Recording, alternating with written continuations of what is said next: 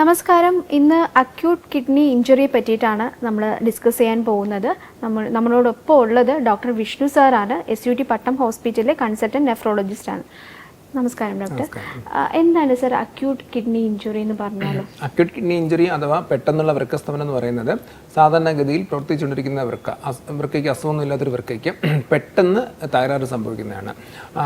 അതിന് പല കാരണങ്ങളുണ്ടാവും. പെട്ടെന്ന് തകരാറ് സംഭവിച്ച് വൃക്കയുടെ പ്രവർത്തനം ചെയ്യാൻ പറ്റാത്ത അവസ്ഥയിൽ രക്തത്തിൽ വിഷപദാർത്ഥങ്ങൾ അടിഞ്ഞുകൂടുകയും മൂത്രത്തിൻ്റെ അളവ് കുറയുകയും ചെയ്യുന്ന ഒരു കണ്ടീഷനെയാണ് അക്യൂട്ട് കിഡ്നി ഇഞ്ചുറി. പണ്ട് കാലത്ത് അക്യൂട്ട് റീനൽ ഫെയിലർ എന്ന് പറഞ്ഞുകൊണ്ടിരുന്നത്. ഇപ്പോൾ അതിന് പേര് മാറ്റിയിട്ട് അക്യൂട്ട് കിഡ്നി ഇഞ്ചുറി എന്നാണ്. അപ്പോൾ ആൾക്കാർക്ക് മനസ്സിലാൻ വേണ്ടിയിട്ട് അക്യൂട്ട് എന്ന് പറഞ്ഞാൽ പെട്ടെന്ന്, കിഡ്നി എന്ന് പറഞ്ഞാൽ കിഡ്നി, ഇഞ്ചുറി എന്ന് പറഞ്ഞാൽ അതിന് പറ്റുന്ന തകരാറ്, ഇതാണ് പറയുന്നത്. സാധാരണഗതിയിൽ ഇതുണ്ടാകുന്നത് 3 രീതിയിലാണ്. ഒന്നെന്ന് പറയുന്നത് വൃക്കയ്ക്ക് തന്നെ പ്രശ്നം വരുമ്പോൾ, അതായത് ചില പ്രത്യേകതരം മരുന്നുകൾ, പിന്നെ വൃക്കയിലുണ്ടാകുന്ന ചില അണുബാധകൾ തുടങ്ങിയുള്ള ചില കാര്യങ്ങൾ വൃക്കയെ തന്നെ അത് അഫക്റ്റ് ചെയ്യും. അപ്പോൾ അതിനെ റീനൽ, അതായത് വൃക്കയുടെ റീനൽ കോസ് എന്ന് പറയും. പിന്നെ ഉള്ളത് പ്രീ റീനൽ കോസ് ആണ്. പ്രീ റീനൽ കോസ് എന്ന് പറയുന്നത് വൃക്കയ്ക്ക് പുറത്തുള്ള കാരണങ്ങൾ, അതായത് BP കുറയുക, നിർജ്ജലീകരണം സംഭവിക്കുക തുടങ്ങിയ കാരണങ്ങളെല്ലാം വൃക്കയ്ക്ക് പുറത്ത് സംഭവിക്കുന്നതാണ്. പിന്നെ ഉള്ളതെന്ന് പറയുന്നത് പോസ്റ്റ് റീനൽ എന്ന് പറയുന്നത്, അതായത് കിഡ്നിയിൽ നിന്ന് പുറത്തോട്ട് യൂറിൻ വരുന്നിടത്ത്, അതായത് കിഡ്നിയിൽ തടസ്സം ഉണ്ടാവുക, കല്ലൊക്കെ വന്ന് കിഡ്നിയിൽ തടസ്സം ഉണ്ടാവുക തുടങ്ങിയ കാരണങ്ങൾ ഉണ്ടാകുന്നതാണ് പോസ്റ്റ് റീനൽ എന്ന് പറയുന്നത്. ഇങ്ങനെ 3 തരത്തിലുള്ള കാരണങ്ങളാണ് ഉണ്ടാകുന്നത്. നമ്മൾ യൂഷ്വലി കാണുന്നതെന്ന് പറയുന്നത് അതിശക്തമായ അണുബാധ വരുമ്പോഴത്തേക്കും, അതിശക്തമായ അണുബാധ വന്ന് ഹോസ്പിറ്റലിൽ അഡ്മിറ്റ് ചെയ്യുമ്പോൾ ആ അണുബാധ ശരീരത്തിലെ എല്ലാ അവയവങ്ങളെയും ബാധിക്കും. കരളിനെ ബാധിക്കും, വൃക്കയെ ബാധിക്കും, ഹൃദയത്തെ ബാധിക്കും, മൾട്ടി ഓർഗൻ ഡിസ്ഫങ്ഷൻസ് ഉണ്ട്. ആ സമയത്ത് വൃക്കയ്ക്ക് തകരാറുണ്ടാവാറുണ്ട്.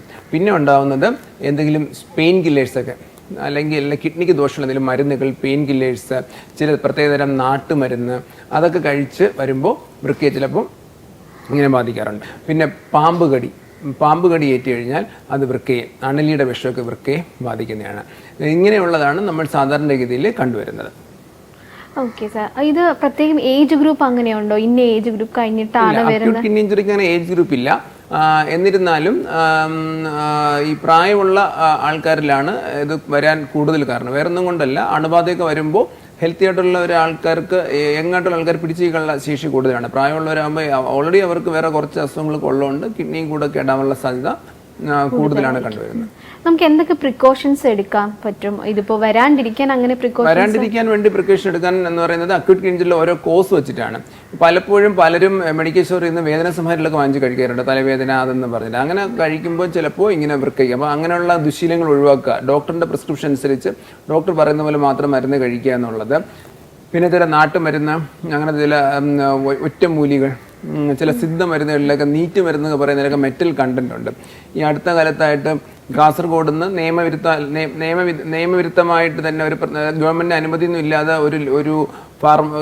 ഒരു കമ്പനി ഫേസ് ക്രീം, മുഖം വെളുക്കാൻ വേണ്ടി എന്ന് പറഞ്ഞൊരു ഫേസ് ക്രീം ഇറക്കിയായിരുന്നു. അപ്പോൾ അത് തേച്ചും പലരെയും മുഖം വെളുത്തു. അങ്ങനെ പിന്നെ ഇഷ്ടംപോലെ പേര് വാങ്ങിച്ച് മുഖത്ത് പുരട്ടിയായിരുന്നു. അപ്പോൾ അത് മുഖം വെളുക്കുന്ന പറഞ്ഞാൽ അതിൽ മെർക്കുറി ഉണ്ട്. ആ മെർക്കുറി സ്കിന്നിൽ പോയിട്ട് അസുഖമായിട്ടാണ് വെളുക്കുന്നത്, അല്ലാതെ വെളുക്കുന്നില്ല, അസുഖമായിട്ട് വെള്ളപ്പാണ്ട് വരുന്നതാണ്. അപ്പോൾ അങ്ങനെ അത് പക്ഷേ കിഡ്നിയും ബാധിച്ചു. അത് കിഡ്നിയുടെ പ്രോട്ടീനിലേക്ക് വന്ന് മെംബ്രൈനസ് നെഫ്രോൺ അസുഖം വന്ന് അങ്ങനെ അതൊക്കെ വലിയ പ്രശ്നമാണ്. അപ്പോൾ അങ്ങനത്തെ മരുന്നുകളൊന്നും കഴിക്കാതിരിക്കുന്നത് നമുക്ക് ഒഴിവാക്കാൻ പറ്റും. രണ്ടാമതെന്ന് പറയുന്നത് ഈ നമ്മുടെ ചെള്ളുപനി, എലിപ്പനി, ഡെങ്കിപ്പനി തുടങ്ങിയ പനികളെല്ലാം വൃക്കയും കരളിനെയും ബാധിക്കുന്നതാണ്. അപ്പോൾ അത്തരം പനികൾ വരാതിരിക്കാൻ വേണ്ടിയിട്ട് കൊതുകടി കൊള്ളാതിരിക്കുക, ചെളിവെള്ളത്തിൽ ഇറങ്ങാതിരിക്കുക, അത്തരം കാര്യങ്ങൾ നമുക്ക് ചെയ്യാൻ പറ്റും. പിന്നെ ഈ കല്ല് വന്ന് അടിഞ്ഞിട്ട് കിഡ്നി കേടാവാറുണ്ട്. അപ്പോൾ കല്ലൊക്കെ ഉള്ളവർ കറക്റ്റായിട്ട് കല്ല് ഫോളോ അപ്പ് ചെയ്യുക, സ്കാൻ ചെയ്ത് നോക്കുക, കല്ല് വലുതാവുന്നുണ്ടോ നോക്കുക, വയറുവേദന പെട്ടെന്ന് തന്നെ ഒന്ന് നോക്കുക, ഇത്തരം കാര്യങ്ങൾ ചെയ്യാൻ പറ്റും. പിന്നെ നമ്മൾ വേറെ ഉള്ളത് നമ്മുടെ ആരോഗ്യം, കിഡ്നി ഹെൽത്തി ആയിട്ട് സൂക്ഷിക്കുകയാണെങ്കിൽ, കിഡ്നിക്ക് വലിയ പ്രശ്നം കൊടുക്കാതെ ഉപ്പ് കുറച്ചുള്ള ആഹാരവും ഈ പറയുന്ന ഫാസ്റ്റ് ഫുഡ് കുറയ്ക്കുക, വെയിറ്റ് കുറയ്ക്കുക, ഒബിസിറ്റി കുറയ്ക്കുക, വെയിറ്റ് കുറയ്ക്കുക, നല്ലോണം എക്സസൈസ് ചെയ്യുക. അങ്ങനെ നമ്മളൊരു ഹെൽത്തി ആയിട്ട് ഇരിക്കുകയാണെങ്കിൽ ഈ പെട്ടെന്നുള്ളൊരു അസുഖം വരുമ്പോൾ എന്താ പറയുക, നമുക്ക് നമ്മുടെ സൈന്യം പൂർണ്ണ സജ്ജരായിട്ടിരിക്കുകയാണെങ്കിൽ ശത്രു ആക്രമിക്കുമ്പോൾ നമുക്ക് തിരിച്ചാക്രമിക്കാൻ പറ്റില്ല. അതുപോലെ തന്നെ ഇപ്പോൾ നമ്മൾ വീക്കായിട്ടിരിക്കുകയാണെങ്കിൽ ഒന്നും ചെയ്യാൻ പറ്റില്ല. നമ്മുടെ ശരീരത്തെ പൂർണ്ണമായും ഒരു യുദ്ധത്തിന് സന്നദ്ധമാക്കി വയ്ക്കുകയാണെങ്കിൽ ഇങ്ങനത്തെ ആക്രമണം ഉണ്ടാകുമ്പോൾ നമുക്ക് പിടിച്ചു നിൽക്കാൻ പറ്റും. ഇതിന് പ്രത്യേകിച്ച് ഫുഡ് റെസ്ട്രിക്ഷൻസ് ഉണ്ടോ സാർ? വരുമ്പോഴത്തേക്കും ഫുഡ് റെസ്ട്രിക്ഷൻസ് ഇല്ല. മിക്കവാറും ഹോസ്പിറ്റലൊക്കെ ആയിരിക്കും സാധാരണ നമ്മൾ പറയുന്നത് ഉപ്പ് കുറയ്ക്കാൻ പറയും, പിന്നെ അത്രയൊക്കെ പറയാറുള്ളൂ. ക്രോണിക് കിഡ്നി ഡിസീസ് സ്ഥിരമായിട്ടുള്ള വൃക്കസ്തംഭനം പോലെ ഫുഡ് സിസ്റ്റം ഒന്നും വരത്തില്ല. ഓക്കെ, ഇപ്പോൾ നമ്മൾ ഈ മെഡിസിൻ എടുക്കുന്ന കാര്യം പറഞ്ഞല്ലോ സർ, അതിപ്പോൾ എങ്ങനെയാ അങ്ങനെ കണ്ടിന്യൂസ് നമ്മളത് കഴിച്ചുകൊണ്ടേ ഇരിക്കണോ, അതോ ഒരു പീരീഡ് ആകുമ്പോൾ നമുക്കത് ഓക്കെ ആയി സ്റ്റോപ്പ് ചെയ്യാൻ പറ്റുമോ? ക്യൂറബിൾ എങ്ങനെയാണ്? സാധാരണഗതിയിൽ അക്യൂട്ട് കിഡ്നി ഇഞ്ചുറി എന്ന് പറയുന്നത് ഒരു എന്തുകൊണ്ടാണോ ഉണ്ടായത് അതിനെ മാറ്റുമ്പോൾ ശരിയാവും. അതായത് അണുബാധ കൊണ്ട് കിഡ്നി ഇഞ്ചുറി ഉണ്ടായി കഴിഞ്ഞാൽ അണുബാധ ശരിയാകുമ്പോൾ തനിയെ കിഡ്നി ശരിയാവും. അങ്ങനെയാണ്. അതിനുവേണ്ടി പ്രത്യേക മരുന്നുകളുടെ ആവശ്യമില്ല. പിന്നെ ഈ കിഡ്നിക്ക് ശക്തിപ്പെടുത്തുന്ന ചില ആൻറ്റി ഓക്സിഡൻസ്, പിന്നെ കിഡ്നി അസുഖം ഉണ്ടാകുമ്പോൾ ഉണ്ടാകുന്ന ചില പൊട്ടാസ്യം കൂടാറുണ്ട്, സോഡിയം കുറയാറുണ്ട്, അങ്ങനെയുള്ള കാര്യങ്ങൾ അതൊക്കെ ഇങ്ങനെ മാനേജ് ചെയ്യുക. വെള്ളത്തിൻ്റെ അളവ് മാനേജ് ചെയ്യുക, BP മാനേജ് ചെയ്യുക, അങ്ങനെയുള്ള കുറേ സപ്പോർട്ടീവ് മാനേജ്മെൻറ്റാണ് യൂഷ്വലി ചെയ്യുന്നത്. അക്യൂട്ട് കിഡ്നി ഇഞ്ചുറി എന്ന് പറയുന്നത് എന്ത് കാരണം ഉണ്ടാകുന്നത്, അത് മാറുമ്പോൾ അത് യൂഷ്വലി മാറും. പിന്നെ ഈ കുറച്ച് കേസുകളിൽ കിഡ്നിയെ തന്നെ ബാധിക്കുന്ന അക്യൂട്ട് കിഡ്നി ഇഞ്ചുറി ഉണ്ട്. അത് ഗ്ലോമുലാർ ഡിസീസ് എന്ന് പറയുന്നത് കിഡ്നിക്ക് ഉണ്ടാകുന്ന അസുഖം. അത് നമ്മൾ കിഡ്നി ബയോപ്സി ഒക്കെ ചെയ്ത് കാരണം കണ്ടുപിടിച്ച് അതിൻ്റെ ട്രീറ്റ്മെൻറ്റ് വേറെ രീതിയിലാണ് പോകുന്നത്. പക്ഷേ അത് കുറവാണ്. സാധാരണഗതിയിൽ ഉണ്ടാകുന്ന ഈ അണുബാധ ഈ കാര്യങ്ങളൊക്കെയാണ്. ഇപ്പോൾ ഈ AKI വന്നു കഴിഞ്ഞാൽ കിഡ്നി ഫംഗ്ഷൻ നിൽക്കുമല്ലോ, അപ്പോൾ അതിനുള്ള റെമഡീസ് അല്ലെങ്കിൽ എന്താണ് ചെയ്യേണ്ടത്? സാധാരണഗതിയിൽ അക്യൂട്ട് കിഡ്നി ഇഞ്ചുറി വന്നു കഴിഞ്ഞാൽ ക്രിയാറ്റിൻ 1 വെച്ചോളൂ. അപ്പോൾ 1 നോർമൽ. അതൊരു 3-4 എത്തി മൂത്രമൊക്കെ വന്ന് സാധാരണഗതിയിൽ ട്രീറ്റ്മെൻറ്റുമായിട്ട് റെസ്പോണ്ട് ചെയ്യാൻ പറ്റും. ചിലപ്പോൾ അപൂർവ അവസരങ്ങളിലൊക്കെ ചിലപ്പോൾ ഈ ക്രിയാറ്റിൻ കൂടിപ്പോയി 10 ആയി, മൂത്രം ഒട്ടും വരാതായി, കിഡ്നി ടെമ്പററി ഷട്ട് ഡൗൺ ആവും. വൃക്കകൾ ടെമ്പററി ആയിട്ട് ഷട്ട് ഡൗൺ ആവും. കിഡ്നികൾ ടെമ്പററി ആയിട്ട് ഷട്ട് ഡൗൺ ആവുകയാണെങ്കിൽ